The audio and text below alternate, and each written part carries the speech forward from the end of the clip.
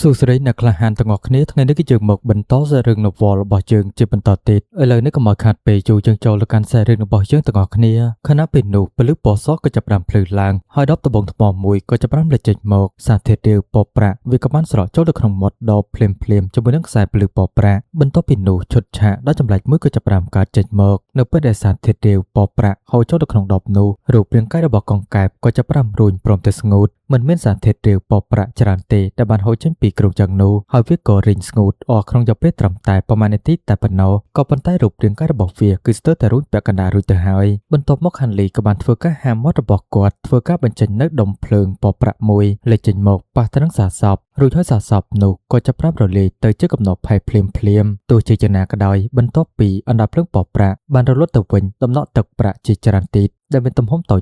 ក៏ចាប់ផ្ដើមលេចចេញមកពីលើផ្ទៃអាកាសហានលីក៏បានប្រើប្រាស់អំណាចយាននិងយ៉ានរបស់វិញ្ញាណលេតបាក់អណ្ដាតភ្លើងឋានស៊ូដើម្បីបង្ខំឲ្យឈាមនៅសេសសល់ទាំងអស់លាក់បាំងខ្លួននៅក្នុងខ្លួនរបស់កង្កែបនោះចេញមកគាត់ក៏បានកវាសដៃរបស់គាត់បន្តិចហើយពលិបពណ៌ខៀវស្ងាត់មួយទៀតក៏ចាប់ផ្ដើមឆាប់ឆេះដោយនាំដំណក់ប្រាក់ទាំងអស់មកជាមួយគ្នាបង្កើតទៅជាធម្មពលប្រាក់ទំហំប៉ុនកណ្ដាប់ដៃមុនពេលដែលបានទុកវាទៅក្នុងដបត្បូងហានលីគឺគាត់មិនអាចសម្យោគឬក៏ចិញ្ចឹមបីបាច់ការផលិតឈាមវិញ្ញាណបន្ថែមទៀតពីសត្វកង្កែបពិតទាំងអស់បាននោះទេដូច្នេះគាត់មិនចង់ចេះជេរសម្បីតែមួយដំណក់ឡើយដូច្នេះហើយហានលីក៏បានធ្វើដំណើរម្ដងទៀតជាមួយនឹងក្រុងចង់ផ្សេងទៀតទាំងអស់របស់គាត់នៅចំពោះមុខដោយបានធ្វើការបំពេញទៅកាន់ដបត្បូងថ្មជាច្រើនជាមួយនឹងឈាមកង្កែបវិញ្ញាណពិតពីរឿងព្រេងនិទានទាំងអស់នេះដែលបានហើយពេលនោះគាត់ក៏បានដកដង្ហើមពោពេញទៅដោយការធូរស្រាលហាក់បីជាពេញចិត្តចំពោះការងារទាំងអស់នេះទោះបីជាគាត់បានស្រង់យកឈាមកង្កែបវិញ្ញាណពិតក៏ដោយក៏គាត់មិនប្រញាប់ប្រញាល់នៅក្នុងការចម្រាញ់ទឹកកង្កែបវិញ្ញាណពិតឡើយបន្ទាប់ទៅវិញនោះគាត់ត្រូវតែលើកអំពីមូលដ្ឋាននៃការដាំដុះ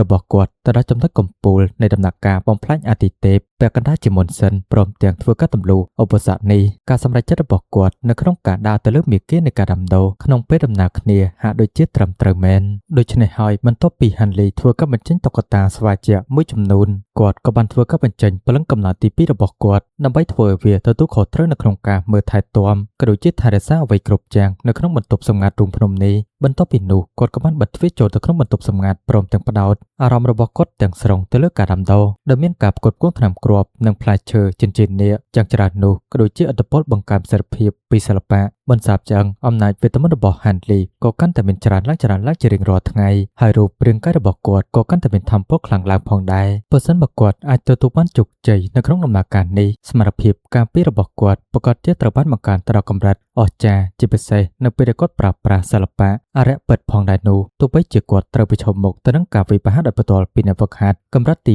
6ក៏ដោយក៏គាត់នៅតែជោគវាជាមួយនឹងរូបរាងកាយរបស់គាត់តែម្នាក់ឯងព្រមទាំងកិច្ចផុតនឹងមិនអាចរងរបួសបាននោះទេជាការពិតណាស់ការកែលម្អទាំងពីររបស់គាត់គឺខុសគ្នាបន្តិចបន្តួចហើយការកែលម្អផ្នែកសំខាន់នៃការរចនាឆ្អឹងរបស់គាត់ក៏កាន់តែមានសភាពស្មុគស្មាញបន្ថែមទៀតដូច្នេះហើយវានឹងក្លាយទៅជាដំណើរការដែលចំណាយពេលច្រើនដូច្នេះហើយទ្វារបន្ទប់សម្ងាត់របស់ហាន់លីក៏បានធ្វើការបន្តបិទយ៉ាងរឹងមាំអស់រយៈពេលជាយូរនៅចន្លោះរយៈពេលជាច្រើនឆ្នាំព្រលឹងកំណើតទី2ក៏បានប្រែក្លាយទៅជាការលេចចេញហើយក៏បានចូលតាមចិញ្ចៀងដើម្បីផ្គត់ផ្គង់នៅថ្នាំគ្រាប់ក៏ដូចជាថ្នាំវិញ្ញាណនិងផ្លែឈើវិញ្ញាណមួយចំនួនទៀតទៅកាន់ហាន់លីខែនិងឆ្នាំក៏បានកន្លងផុតទៅយ៉ាងលឿនបំផុតហើយរយៈពេល60ឆ្នាំក៏បានកន្លងផុតក្នុងរយៈពេលមួយពពេចភ្នែកថ្ងៃមួយធម្មពលជាអរិយ2មួយខ្មៅនិងមួយទៀតមានពណ៌លឿងបានលេចចេញមកនៅលើភ្នំតូចមួយដែលមានចម្ងាយតិចជាង10គីឡូម៉ែត្រពីរូងភ្នំដែលហាន់លីកំពុងតែស្ថិតនៅបច្ចុប្បន្ននេះសត្វអរិយ2ក្បាលដែលមានធម្មពលអរិយឈីហាបរិជាពួកគេកំពុងតែពិភាក្សាគ្នាអំពីអ្វីមួយ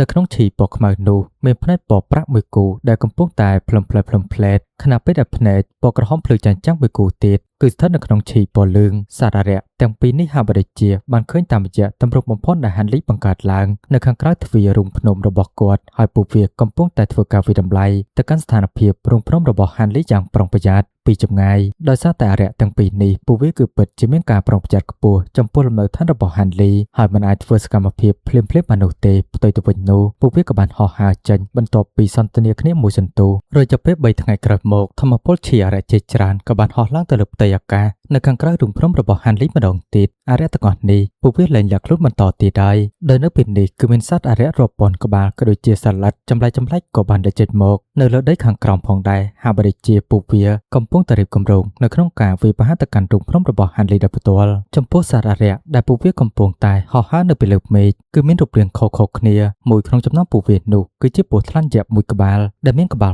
3ព្រមទាំងមានក្បាលតូច2និងក្បាលធំមួយរូបរាងរបស់ពួកវាគឺពិតជាអាក្រក់ចំណែកទី2គឺជាជ្រូកព្រៃដ៏ធំមួយដែលមានទំហំពី60ទៅ70ហ្វីតជាមួយនឹងភ្លុកពណ៌ប្រាក់ដ៏ធំពីរមើលទៅប្រៀបដូចវាត្រូវបានបង្កើតពីប្រាក់សុទ្ធចំពោះសារៈរយៈពីរចុងក្រោយពួកវាស្តេងទៅនឹងមេដឹកនាំអារក្សពីរដែលហាន់លីគាត់បានឃើញក្នុងកំឡុងពេលប្រយុទ្ធរវាងហ្វូងសត្វទាំងពីរកាលពីច្រើនឆ្នាំមុនមួយក្នុងចំណោមពួកវានោះគឺជាសត្វស្វាពណ៌មាសភ្លឺចាស់ៗដែលមានកម្ពស់រាប់សិបហ្វីតជាមួយនឹងត្រីកោណពណ៌ខ្មៅធំមួយទៀតនៅក្នុងដៃហើយមួយទៀតនោះគឺជាសត្វតូចមួយដែលមានក្បាលគោព្រមទាំងដងខ្លួនគឺជាសត្វតោប៉ុន្តែដងខ្លួនរបស់វាគឺមានប្រវែងជាច្រើនហ្វីតហើយមានពណ៌បៃតងទាំងស្រុងប្រៀបដូចជាវាត្រូវបានឆ្លាក់ចេញពីត្បូងថ្មពណ៌បៃតងហាន់លីគាត់អាចកំណត់អត្តសញ្ញាណរបស់ពួកវាបានភ្លាមៗថាអារក្សទាំងអស់នេះសុទ្ធសឹងតែជាសត្វអារក្សថ្នាក់ទី6និងទី7ដែលគាត់ធ្លាប់បានឃើញនៅក្នុងជូរភ្នំក្បែរនោះកាលពីពេលមុនចំពោះសត្វអារក្សដែលមានក្បាលគោព្រមទាំងដងខ្លួនគឺជាសត្វតោនោះវាគឺពិតជាបានឈានទៅកាន់កម្រិតកំពូលនៃថ្នាក់ទី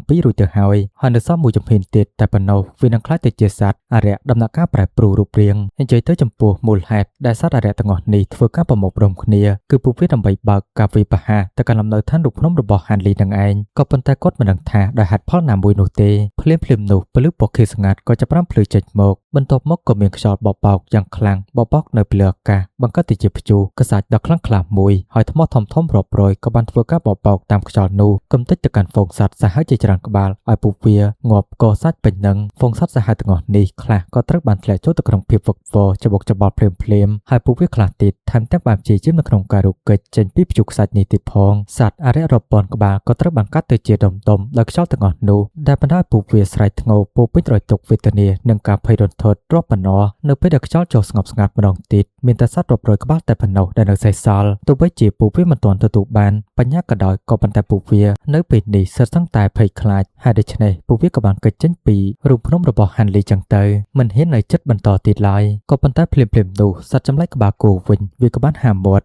់និយាយសម្លេងស្រីស្ដាប់ទៅគឺពិតជាពិរោះបន្តិចទោះជាយ៉ាងណាក៏ដោយវាមិនបាននិយាយជាភាសាមនុស្សនោះទេហើយចំពោះអារក្ស3ក្បាលផ្សេងទៀតក៏ចាប់ផ្ដើមសន្ទនាគ្នាទៅវិញទៅមកជាលក្ខណៈភាសារបស់ពួកវាបន្ទាប់ពីពិភាក្សាគ្នាចប់សត្វអារក្សមួយក្បាលក៏បានស្ទុះចុះទៅខាងក្រោមរួចហើយសត្វអារក្សទាំងអស់នេះក៏បានព្យាយាមទម្លុះទៅកាន់ទម្រង់ការពារនៃវិមានរូបភ្នំរបស់ហាន់លីដោយប្រើប្រាស់កម្លាំងដ៏ឃោរឃៅបំផុតនិយាយទៅហាន់លីក៏គិតថាបើសិនបើពួកវាគឺជាសត្វអារក្សថ្នាក់ទី8ឬក៏ខ្ពស់ជាងនេះនោះឱកាសនៅក្នុងការបំបែករបាំងការពាររូបភ្នំរបស់គាត់គឺពិតជាជោគជ័យខ្ពស់ច្រើនទោះជាយ៉ាងណាក៏ដោយពួកវាគ្រាន់តែជាសត្វថ្នាក់ទី6ឬក៏7តែប៉ុណ្ណោះភ្លាមនោះពលឺ5ពណ៌ក៏ចាប់ផ្ដើមលេចចេញមកនៅចំពោះមុខរូងភ្នំហើយធម្មពលពណ៌ខ្មៅក៏បានប៉ះទៅនឹងពលឺ5ពណ៌នេះពលឺទាំងអស់ក៏ត្រូវបានបែកខ្ទេចខ្ទីទៅជាគ្មានអ្វីសោះចំណែកសត្វអារក្សទាំង4ពួកវាក៏បានបញ្ញាដកថយយ៉ាងលឿនបំផុតមុនពេលប្រមូលផ្ដុំគ្នានៅពីលើអាកាសម្ដងទៀតសម្លឹងចុះក្រោមដោយការភ្ញាក់ផ្អើលនិងការភ័យរន្ធត់បន្ទាប់ពីពិភាក្សាគ្នាមួយសន្ទុះបន្ថែមទៀតពួកវាក៏ចាប់ផ្ដើមរត់ចេញពីទីនេះមិននៅបន្តទៀតនោះទេចាប់ពីពេលនោះមកមិនត្រឹមតែសារៈរយៈមិនហ៊ានចូលទៅជិតរូងភ្នំរបស់ហាន់លីបន្តទៀតនោះទេគឺពួកវារក្សាចម្ងាយជាង50គីឡូម៉ែត្រពីគាត់ដែលបណ្ដាលឲ្យពេលនេះគ្មានអ្វីអាចមករំខានមកកាន់គាត់បន្តទៀតនោះឡើយក៏ប៉ុន្តែភ្លាមនោះសម្លេងក្រហមយ៉ាងខ្លាំងរបស់សត្វនាគមួយក៏បានស្ទុះចេញពីបន្ទប់សម្ងាត់បន្ទាប់មកទ្វារបន្ទប់ក៏ចាប់ផ្ដើមបន្ទុះធម្មពលពលឺពណ៌មាសមួយក៏កំពុងតែដាច់នៅពីលើអាកាសក្នុងបន្ទប់សម្ងាត់របស់ហាន់លីខណៈពេលដែលគាត់កំពុងតែអង្គុយការលេចចេញនៃធម្មពលពលឺពណ៌មាសនេះគឺមានក្បាល3ដៃ6លេចចេញមកពីក្រោយគាត់ដែលមើលទៅវាគឺពិតជាពិសេសមែនទែនហើយហាន់លីគាត់កំពុងតែស្ថិតនៅក្នុងពលឺពណ៌មាសអញ្ចឹងទៅនិយាយទៅគឺគាត់កំពុងតែធ្វើការហ្វឹកហាត់ក៏ដូចជាដាំដុះទៅលើការបង្កើតត្រាផងដែររំពេចនោះសម្លេងប្រៃស្រាំមួយក៏ចាប់ផ្ដើមលើឡើងហើយខ្សែស្រឡាយស្ដាងមួយក៏ចាប់ផ្ដើមលេចចេញមកនៅចំកណ្ដាលនៃធម្មពលពលឺពណ៌មាសដូចជាកញ្ចក់ដែលត្រូវបានប្រៃស្រាំជាលទ្ធផលពលឺពណ៌មាសវាក៏ត្រូវបានបែកខ្ញែងព្រមទាំងបាត់ទៅវិញភ្លាមហាន់លីក៏បានដកដង្ហើមធំបន្តិចនៅពេលដែលទឹកមុខរបស់គាត់ក៏បានបង្ហាញពីការឈឺចាប់ហើយនៅក្នុងបន្ទប់សម្ងាត់ក៏បានវិលត្រឡប់ទៅកាន់សភាពស្ងៀមស្ងាត់ដូចមុនវិញ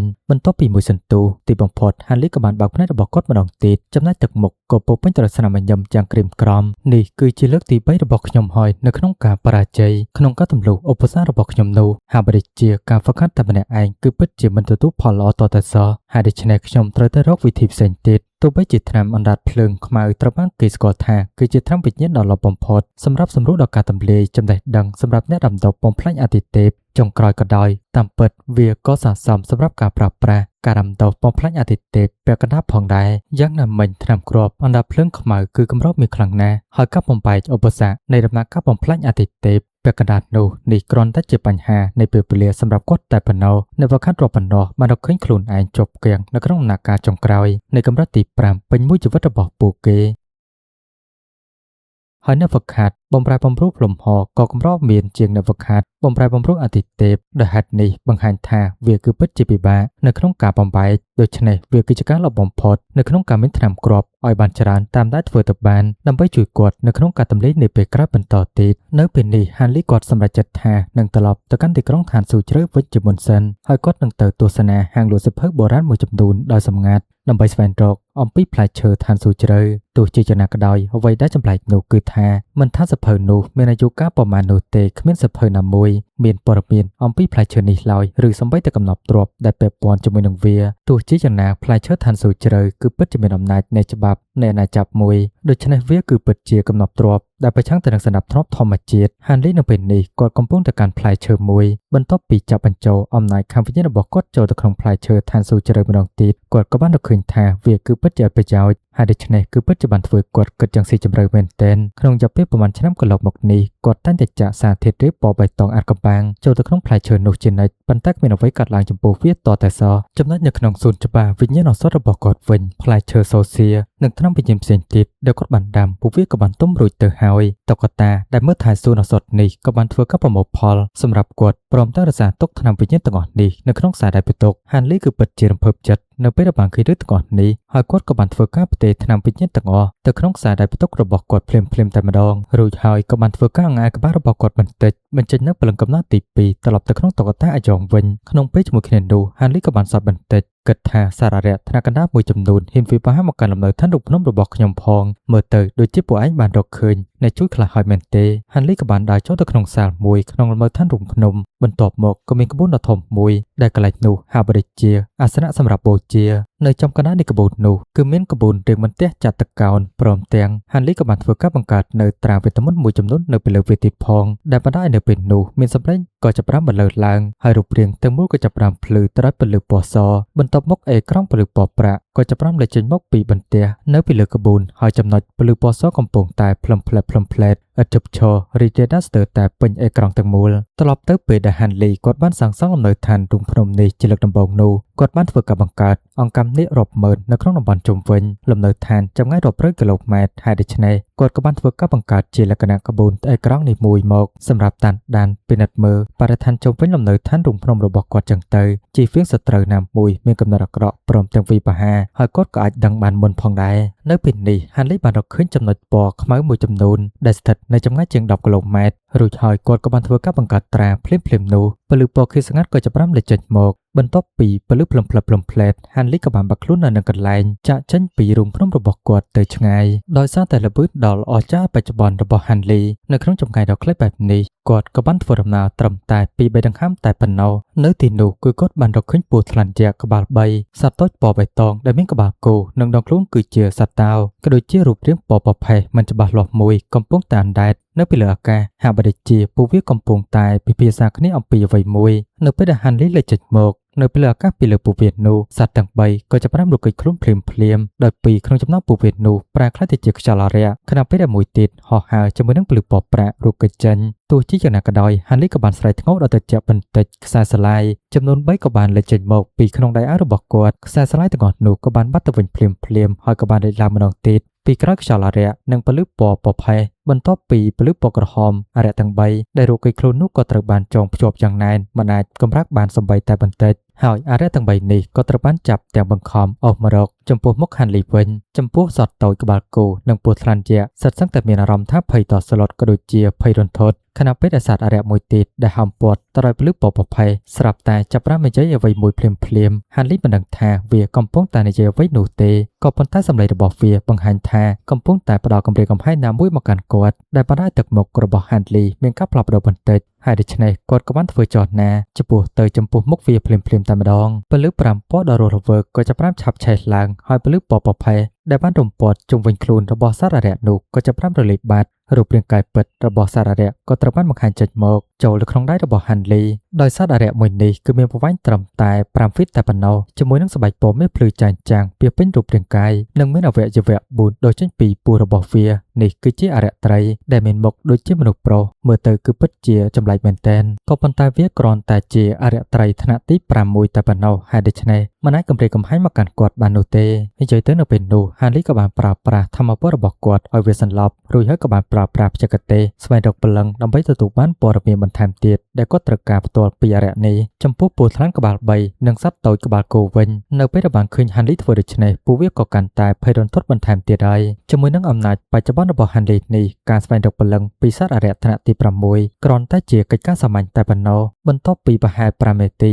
ហាន់លីក៏បានប្រមូលយកការចងចាំទាំងអស់របស់អរិយត្រីនេះហើយគាត់ក៏បានដឹងអំពីពូជសាសន៍ទីនពេងការគោរពបូជាព្រះម្ចាស់នៃពលិដ៏មានតម្លៃពេលទាំងអស់នេះក៏បានលេចឡើងនៅក្នុងចិត្តរបស់គាត់បន្ទាប់ពីនោះហាន់លីក៏បានប្រើប្រាស់អណ្ដាតភ្លើងពណ៌ក្រហមចាន់ចៅរបស់គាត់ធ្វើការកំទេចអរិយត្រីនេះខ្លាយទៅជាផែក្នុងមួយពពេជ្រភ្នែកបន្ទាប់ពីហាន់លីប្រើប្រាស់បច្ចេកទេសស្វែងរកព្រលឹងរួចហើយនោះមិនត្រឹមតែគាត់អាចស្ទាត់ជំនាញភាសារបស់សត្វអរិយទាំងនេះប៉ុណ្ណោះទេគាត់ថែមទាំងអាចដឹងអំពីមូលហេតុនៃការប៉ុនប៉ងរបស់សត្វអរិយទាំងនេះក្នុងការវាយប្រហារទៅកាន់លំនៅឋានរូបភ្នំរបស់គាត់ទៀតផងចំពោះអរិយក្បាលគោវិញវាច្បាស់ជាមានកម្រិតបញ្ញាខ្ពស់ជាងសត្វនៅក្នុងចំណោមពួកគេទាំងពីរនាក់ផ្សេងទៀតហើយដូច្នេះនៅពេលនោះវាក៏បានធ្វើការនិយាយទៅកាន់ហាន់លីចឹងទៅដោយគោលបំណងរបស់ពួកគេនោះគឺដើម្បីមកយកផ្កាពន្លកឈើដែលវាកំពុងតែដុះឡើងនៅលើភ្នំខ្មៅនេះហើយប្រសិនបើពួកយើងមិនអាចធ្វើការប្រមូលវាគ្រប់គ្រាន់នោះទេគឺមិនអាចធ្វើការថ្វាយបានឡើយហើយដូច្នេះពួកយើងប្រកាសជាទទួលរងការធ្វើទរណកម្មដែលជាមនុស្សពីពូជសាសន៍ទីនពេញមិនខានហើយដូច្នេះបានជាពួកយើងមានកម្រោគនៅក្នុងការវាយប្រហារទៅកាន់លំនៅឋានរូបភ្នំរបស់លោកនិយាយទៅនេះគឺជ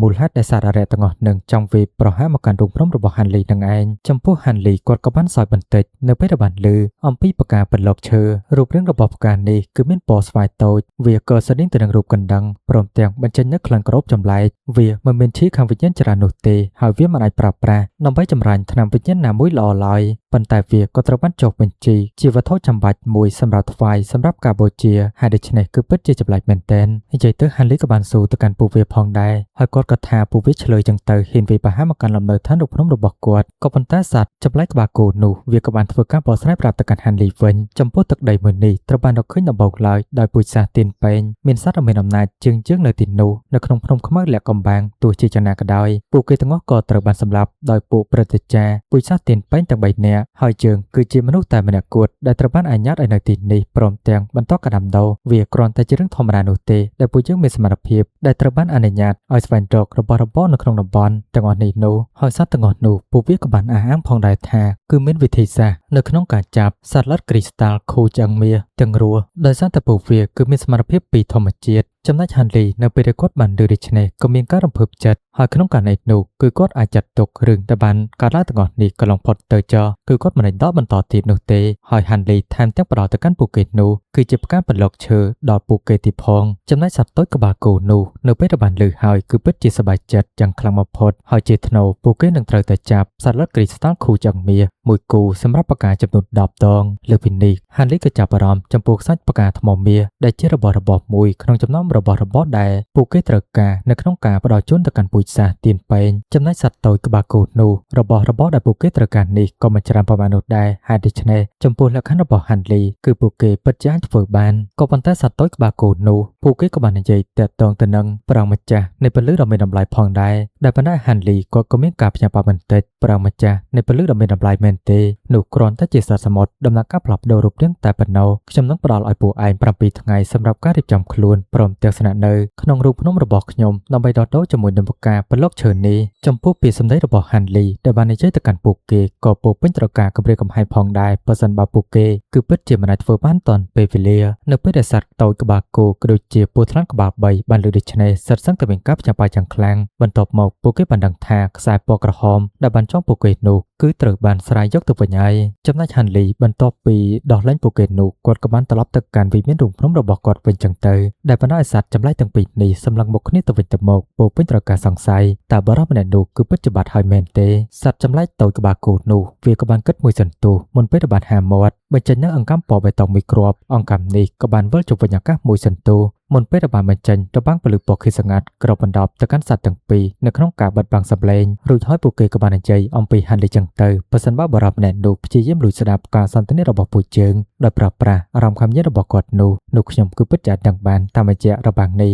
ចំណែកពស់ថ្លាន់ក្បាល3វិញក៏បានសួរផងដែរតើពួកយើងគឺពិតជាដដោបកាបន្លកឈើឬក៏បកាគុជឈើនឹងជាមួយនឹងបរិបម្នាក់នោះមែនទេនិយាយទៅពួកគេទាំងពីរក៏បានធ្វើការពិភាក្សាគ្នាមួយសន្ទុះចំពោះសត្វល្អិតគ្រីស្តាល់ខូចឹងមាសនិងខ្សាច់បកាថ្មមាសវាក៏ជារបស់កម្រផងដែរបើសិនមកពួកយើងគឺពិតជាប្រើវាដើម្បីដោះដូរយកបកាបន្លកឈើឬក៏បកាគុជឈើមែននោះពួកយើងប្រហែលជាមិនអាចប្រមូលបានច្រើននោះទេនៅពេលក្រោយក៏ប៉ុន្តែនៅពេលនេះពួកយើងហាក់បីជាគ្មានជម្រើសតតែសោះមានតែធ្វើតាមលក្ខខណ្ឌដែលបានសន្យាតែប៉ុណ្ណោះចំពោះសារៈទាំងពីរនេះត្រូវបានពុយសាសទៀនពេញបានដាក់ស្លាកស្នាមទាសកនៅលើរូបរាងកាយរបស់ពួកគេដូច្នេះហើយពួកគេនឹងស្លាប់ភ្លាមដោយការផ្ទុះខ្លួនឯងបើសិនបើពួកគេចាកចេញទៅឆ្ងាយចម្ងាយជាង 5000 គីឡូម៉ែត្រពីកន្លែងនេះនោះបន្ទាប់ពីសត្វទាំងពីរពិភាក្សាគ្នាចប់សត្វតូចក្បាលគោនិងពស់ថ្លាន់ក្បាល3ក៏បានធ្វើការបញ្ចប់ការសន្ទនាហើយភ្លាមនោះពស់ថ្លាន់ក្បាល3ក៏បានធ្វើការដកយកស្នូលអារក្សចេញពីពួកវាហើយក៏បានបញ្ជូនទៅក្នុងខ្យល់អារក្សមិនយូរប៉ុន្មានបន្ទាប់ពីការចាកចេញរបស់ពួកគេការប្រែប្រួលលំហនៅពីខាងលើក៏បានធ្វើការផ្ទុះរូបរាងមនុស្សពណ៌ខៀវស្ងាត់មួយក៏ចាប់ផ្ដើមលេចចេញមកពីក្នុងខ្យល់នោះគឺគ្មាននរណាក្រៅពីហាន់លីនោះឡើយគាត់សម្លឹងមើលទៅកាន់សត្វចម្លែកកំពុងតែចាកចេញដោយស្នាមញញឹមនៅលើផ្ទៃមុខរបស់គាត់បន្តិចបន្ទាប់មកក៏បានធ្វើកាយវិការដ៏តេទៀងមួយចំពោះត្រកកន្លែងដែលសត្វទាំងពីរកំពុងតែស្ថិតនៅពីដំបូងពលឺពណ៌មាសក៏ចាប់ផ្ដើមភ្លឺចេញមកហើយសត្វល្អិតពណ៌មាសមួយក្បាលដែលមានទំហំប៉ុនក្រចកដៃក៏ចាប់ផ្ដើមលេចចេញមកវាគឺជាសត្វកន្លាតលេបមាសដែលធ្វើការពង្រឹងខ្លួនយ៉ាងតូចបំផុតគឺតិចជាង 1/10 នៃទំហំរបស់វាហើយដូច្នេះហើយបានជាសត្វចម្លែកទាំងពីរនោះគឺពិតជាមិនអាចដឹងបន្ទាប់ពីយកវាត្រឡប់មកវិញហាលីក៏បានដកយកអារម្មណ៍ខាងវិញ្ញាណរបស់គាត់ដែលត្រូវបានបញ្ចូលទៅក្នុងសត្វនេះជាលទ្ធផលគាត់ក៏យល់អំពីការសន្ទនារបស់សត្វទាំងពីរនិយាយទៅគឺគាត់ធ្វើដូច្នេះដើម្បីលួចស្ដាប់ការសន្ទនារបស់ពួកគេនឹងឯងហាលីក៏បានដឹងអំពីអាបនរកខ្មៅពាក់កណ្ដាលខ្មោចពាក់កណ្ដាលរាក់ស្លាកស្នាមទាសកវាគឺពិតជាគួរចាប់អារម្មណ៍ណាស់បើសិនបើមនុស្សនៅលើពូជសាសន៍ទៀនពេញមិនអាចរស់នៅលើកោះបានទេនោះខ្ញុំមិនមានអ្វីត្រូវខ្លាចឡើយតែអ្នកណាទៅនឹងគិតថាសារៈមួយចំនួនដែលមានគុណភាពទាបបែបនេះនឹងអាចទទួលបានថ្នាំបំពេញរូបរាងកាយមានប្រសិទ្ធភាពយ៉ាងខ្លាំងដូចជាសាឡាត់គ្រីស្តាល់ខូចង្មាសម្បីតែពួកព្រឹទ្ធាចារ្យនៅក្នុងកម្រិតបង្រួបរូបរាងកាយនៅក្នុងទីក្រុងឋានស៊ូជ្រៅក៏ដោយក៏មិនអាចទទួលបានថ្នាំបែបនេះឡើយហាន់លីបន្ទាប់ពីបានដឹងហើយគាត់គឺពិតជាសោចពោពេញត្រការសប្បាយចិត្តបន្ទាប់មកស្រាប់តែគាត់ក៏បានគិតអំពីអ្វីមួយរូបរាងរបស់ស្លាបដ៏ធំមួយក៏ចាប់ផ្ដើមលេចចេញមកនិងសត្វហ្វូនិច5ពណ៌លេចឡើងចេញមកពីក្រោយស្លាបនោះក៏ចាប់ផ្ដើមភ្លឺចែងចាំងក៏ដូចជាថ្លាមួយគូលេចចេញពីក្រោយខ្នងបន្ទាប់មកហាន់លីក៏បានបាក់ខ្លួនតាមលំហអាកាសយ៉ាងលឿនបំផុតនិយាយទៅស្លាបដែលគាត់បានបញ្ចេញនឹងគឺជាស្លាបព្យុះផ្គររន្ទះនឹងឯងចំពោះតំបន់នៃមហាសមុទ្រនេះគឺពោពេញទៅដោយថ្មពណ៌ប្រាស់ទឹកគ្រប់រូបរាងនិងទំហំដែលថ្មពណ៌ប្រាស់ទឹកធំជាងគេគឺមានរូបរាងស្រីទៅនឹងកោះតូចៗខណៈពេលដែលថ្មពណ៌ប្រាស់ទឹកតូចបំផុតគឺមានគ្រប់គ្រាន់សម្រាប់មនុស្សតែម្នាក់ឈរតែប៉ុណ្ណោះហាន់លីនៅពេលនេះគាត់កំពុងតែឈរអបដៃនៅពីលើអាកាសលើថ្មពណ៌ប្រាស់ទឹកមួយដែលមានទំហំជាច្រើនហិកតានេះគឺជាទីតាំងដែលត្រូវបានគេហៅថាព្រះម្ចាស់នៃពលិដ៏មានតម្លៃឬក៏ព្រះម្ចាស់នៃកំណប់ទ្រព្យហាន់លីក៏បានដឹងអំពីទីតាំងនេះតាមរយៈបច្ចេកទេសស្វែងរកពលឹងទៅលើអារក្សត្រីមុននោះព្រះអង្គម្ចាស់នៃពលិកំណប់ទ្រព្យនេះតាមពិតទៅគឺជាសារៈដែលទើបតែឡើងទៅដល់ថ្នាក់ទី8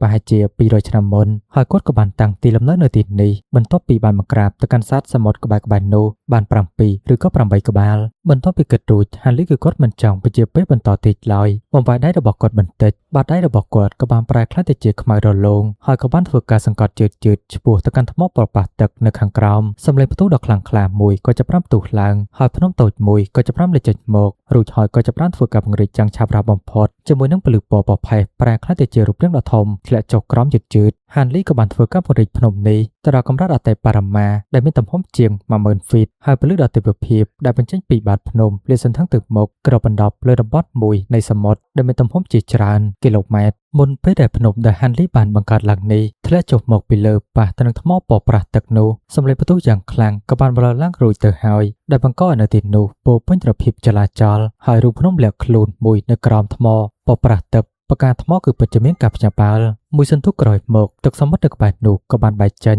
ហើយធម្មពលពីរនៃឆេយរៈមួយ Q និងមួយទៀតគឺពណ៌ក្រហមក៏ចាប់ផ្ដើមលេចចេញមកភ្លាមពោពេញទៅដោយការខឹងសម្បាសម្លេងមួយក៏បានមកលើចេញមកពីធម្មពលឆេយរៈអ្នកណាទៅហ៊ានបង្កប់ភាពវឹកវរនៅចំពោះមុខរូងភ្នំរបស់យើងផងតែឯងមិនដឹងទេថាប្រងម្ចាស់នៃពលិដ៏មានតម្លៃគួងនៅទីនេះចំពោះហាន់លីវិញគឺគាត់មិនបានឆ្លើយតបទៅកាន់ពួកគេឡើយគ្រាន់តែលើកចុងម្រាមដៃរបស់គាត់ចង្អុលទៅកាន់ភ្នំបន្ថែមទៀតពលិពណ៌ប្រផេះនៅពីក្រោមភ្នំនោះក៏ចាប់ផ្ដើមឆាបឆាយភ្លាមហើយក៏បានធ្វើការចាប់ទៅកាន់ថ្មពលនៃឆេយរៈទាំងពីរបន្ទាប់ពីផ្លឹមផ្លែតសម្រេចស្រែកធ្ងោពោពេញទៅដោយភាពទុកព្រួយក៏បានបន្លឺចេញមកពីពលិពណ៌ប្រផេះនៅខាងក្រោមចំណែកអរិយទាំងពីរក្បាលវិញក៏បានធ្វើការបំផ្ទុះខ្លួនឯងតែម្ដងដែលបង្កើតឲ្យមានថ្លុកឈាមពីពេញខ្យល់អាកាសដោយពួកវានេះគ្រាន់តែជាសត្វសមុទ្រថ្នាក់ទី6មួយគូតែប៉ុណ្ណោះហើយដូច្នេះហាននេះគឺពិតជាមិនចាំបាច់ខ្វល់ខ្វាយពីពួកវាច្រើនពេកឡើយនៅពេលបន្ទាប់នោះភ្នំរបស់គាត់ក៏បានធ្វើការប៉ះទៅនឹងផ្ទៃមហាសមុទ្របង្កើតឲ្យមានខ្យល់គួចដ៏ធំមួយមានកម្រិតរង្វង់ប្រហែលជា500ម៉ែត្រលេចចេញមកភ្លាមដោយសារតែអំណាចនៃពលិដ៏ទិដ្ឋភាពលាយបញ្ចូលគ្នា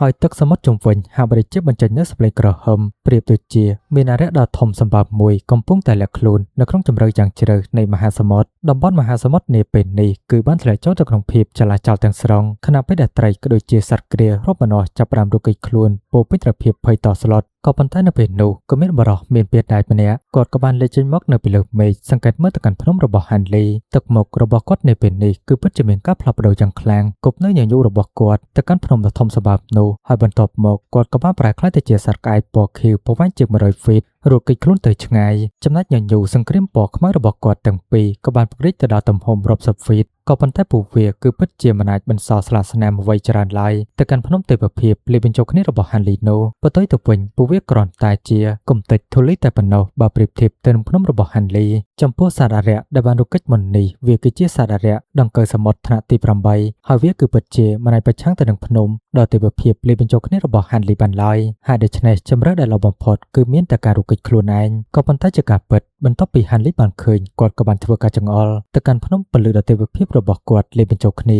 ដែលបណ្ដាលឲ្យសត្វសមុទ្រមួយនេះគឺពិតជាមិនអាចរកកិច្ចខ្លួនបានឡើយហើយទីបំផុតរូបរាងកាយរបស់វាក៏ត្រូវបានបំផ្លាញទោះជាយ៉ាងណាក៏ដោយនៅពេលដែលរូបរាងកាយត្រូវបានបំផ្លាញពលិរបស់វាក៏បានព្យាយាមនៅក្នុងការរកកិច្ចបន្តទៀតនិយាយទៅនៅពេលនេះសត្វសមុទ្រជាច្រើនក៏បានព្យាយាមនៅក្នុងការរកកិច្ចចេញចឹងទៅដោយសារតែពួកវានីមួយៗគឺសុទ្ធសឹងតែបានដឹងអំពីអំណាចឫទ្ធានុភាពរបស់ភ្នំទេពភាពលាយបញ្ចូលគ្នារបស់ហាន់លីនេះកម្លាំងសម្ពាធដែលបានបញ្ចេញមកពីវាគឺពិតជាខ្លាំងក្លាមែនទែនដោយនៅទីបំផុតហាន់លីក៏បានធ្វើការសម្លាប់ទៅកាន់សត្វអរិយទាំង5ក្បាលក្នុងពេលមួយប្រព្រឹត្តភ្នែករួចហើយគាត់ក៏បានទាញពួកវាយកទៅទុកនៅក្នុងខ្សែដៃបន្ទុកបន្ទាប់ពីចាត់ការរួចរាល់ក៏បានយកភ្នំទេពភាពរបស់គាត់ទៅទុកវិញហើយក៏បានរៀបចំខ្លួននៅក្នុងការចាចេញទោះជាយ៉ាងណាក៏ដោយបន្ទាប់ពីគាត់ក្លេចមើលទៅកាន់ខ្យល់គូចដ៏ធំសម្បើមនៅខាងក្រោមដែលមិនទាន់បាត់ទៅវិញនៅឡើយនោះគាត់ក៏បានស្ទះសើមួយសន្ទុះហើយក៏បានធ្វើការផ្លាស់ប្ដូរកំណត់ភ្លាមពលិពណ៌ខៀវស្ងាត់ក៏បានផ្ទុះចេញមកនៅជុំវិញរូបរាងកាយមុនពេលដែលគាត់ហោះហើរចូលទៅក្នុងខ្យល់គូចនោះជាមួយនឹងពលិពណ៌ខៀវស្ងាត់ចំណែកទឹកសមុទ្រវាក៏បានវែកផ្លូវនៅចំពោះមុខពលិពណ៌ខៀវស្ងាត់នេះហើយត្រឹមតែមួយផ្លែតតែប៉ុណ្ណោះហាន់លីក៏បានចុះទៅដល់ភ្នំលាក់កំបាំងនៅក្រោមទឹកខាងក្រោមថ្មពណ៌ប្រាស់ទឹក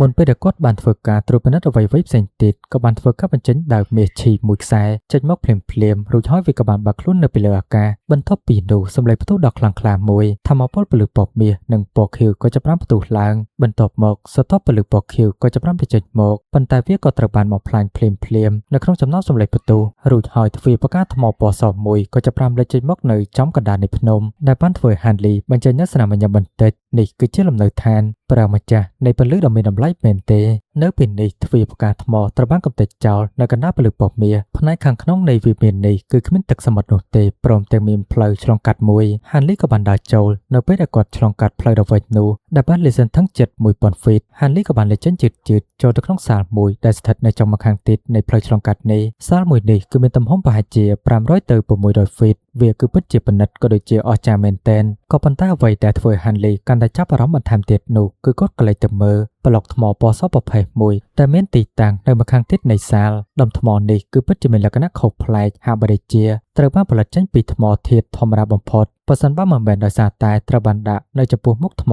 ដែលត្រូវបានផលិតយ៉ាងស្មុគស្មាញដូច្នេះទេគេក៏ច្រឡំថាវាគឺជាថ្មរាបស្មើបន្ទាប់ពីគិតមួយសន្ទុះគាត់ក៏បានធ្វើការចាប់ទាញយកថ្មនោះមកវិនិច្ឆ័យឲ្យកាន់តែហ្មត់ចត់បន្ទាប់ពីពិនិត្យមួយសន្ទុះ រឿងដែលមនឹកស្មានដល់មួយក៏ចាប់ផ្ដើមកើតឡើងនៅចំពោះមុខធម្មពលបឺតដ៏ធំសម្បើមមួយក៏ត្រូវបានបញ្ចេញមកពីបាតដៃរបស់ហាន់លីក៏ប៉ុន្តែគាត់គឺពិតជាមិនអាចធ្វើការបឺតទៅកាន់ថ្មនោះតទៅសោះសម្បីតែធ្វើវាកម្រើកក៏មិនបានដូចគ្នាហាន់លីគាត់គឺពិតជារំភើបចិត្តនៅពេលដែលបានឃើញដូច្នេះហើយនិយាយទៅមុននេះគឺហាន់លីប្រើប្រាស់កម្លាំងរបស់គាត់នៅក្នុងការស្រូបទៅកាន់ដុំថ្មក៏ប៉ុន្តែគាត់គឺពិតជាមិនអាចធ្វើវាកម្រើកបាននោះទេហើយបន្ទាប់មកប្រើប្រាស់កម្លាំងរបស់គាត់ម្ដងនៅក្នុងការលើកទោះបីជាថ្មនេះមានទំហំត្រឹមតែប្រមាណហ្វីតក៏ដោយក៏ប៉ុន្តែវាមិនអាចកម្រើកបានសម្បីតែមួយអិញទោះបីជាហាន់លីប្រើប្រាស់កម្លាំងរបស់គាត់ខ្លាំងប៉ុណ្ណាក៏ដោយឬទាំងអស់នេះគឺពិតជាបានធ្វើហាន់លីមានការភ្ញាក់ផ្អើលជាខ្លាំងក៏ប៉ុន្តែដោយសារតែការព្យាយាមនៅទីបំផុតថ្មនោះក៏បានដង្កល់ខុសពីកន្លែងតាមបន្តិចនៅពេលដែលវាត្រឡប់បញ្ចេញនៅស្លាកស្នាមរបន្នោះលេចចេញមកនៅចំកណ្ដាលនៃថ្មហើយហាន់លីក៏បានស្គាល់ផងដែរថាវាគឺជាដែកលិតជ្រៅហើយដូច្នេះហើយដុំថ្មមួយនេះគឺពិតជាមិនមែនជារបស់ធម្មតាឡើយបណ្ដាអ្វីៗផ្សេងទៀតចោលដាច់ទៅឡែកវាគឺជាវត្ថុដែលធ្ងន់បំផុតតាមអ្វីដែលហាន់លីធ្លាប់ឃើញកាលពីពេលមុនទោះបីជាគាត់មិនទាន់បានធ្វើឲ្យសិល្បៈអរិយពិតដើមកំណើតរបស់គាត់សកម្មទាំងស្រុងក៏ដោយការពិតដែលគាត់មិនអាចរំកិលទៅកាន់ថ្មនេះបានវាសិតសឹងតែជារឿងមួយដែលមិនធម្មតាហើយតាមរយៈបច្ចេកទេសរបស់គាត់ដែលបានស្ទាបស្ទង់ទៅកាន់ថ្មនេះទោះបីជារូបរាងរបស់វាគឺពិតជាតូចក៏ដោយក៏ប៉ុន្តែទម្ងន់របស់វាវិញគឺជិត10តោនបើសិនមកគាត់ចងចាំត្រឹមត្រូវនោះវត្ថុធាតុដ៏មានតម្លៃបំផុតគឺជាប្រភេទតន្ត្រីមេតានធ្ងន់ជ្រៅដែលរបស់មួយនោះគឺពិតជាមានកេរ្តិ៍ឈ្មោះល្បីល្បាញហើយមានទំហំត្រឹមតែប៉ុនក្រចកដៃតែប៉ុណ្ណោះនិយាយទៅចំពោះការប៉ាន់ស្មានទម្ងន់របស់ហាន់លីទៅលើដុំថ្មដែលគាត់បានឃើញនេះគឺគ្រាន់តែជាការប៉ាន់ស្មានមិនពិតប្រាកដតែប៉ុណ្ណោះក៏ប៉ុន្តែហាន់លីក៏បានធ្វើការពិសោធន៍ដោយប្រើប្រាស់ដាវតូចពណ៌មាសរបស់គាត់កាប់ទៅលើវាផងដែរដែលបណ្ដាលនៅពេលនោះបង្កើតទៅជាសម្លេងផ្ទុះបន្លឺឡើងហើយពលិពណ៌មាសរាប់ប៉ុណ្ណោះក៏ចាប់ផ្ដើមផ្ទុះចេញមកពីដុំថ្មអណ្ដាតភ្លើងលើតបាក់ក៏បានគ្របបណ្ដប់ទៅកាន់ដុំថ្មទាំងមូលទោះជាយ៉ាងណាក៏ដោយស្ថានភាពរបស់ដុំថ្មនេះគឺនៅតែមិនប្រែប្រួលដែលបានធ្វើហាន់លីកាន់តែចាប់អារម្មណ៍ទៅកាន់វាបន្ថែមទៀតក៏ដូចជាសប្បាយរីករាយកាន់តែខ្លាំងខណៈពេលដែលហាន់លីកំពុងតែធ្វើការត្រួតពិនិត្យទៅកាន់ដុំថ្មនោះភ្លាមគាត់ក៏បានអង្គុយចុះនៅក្បែរដុំថ្មជើងរបស់គាត់ក៏បានដាក់ឆ្លងកាត់វាបន្ទាប់មកក៏ចាប់ផ្ដើមបង្កើតត្រ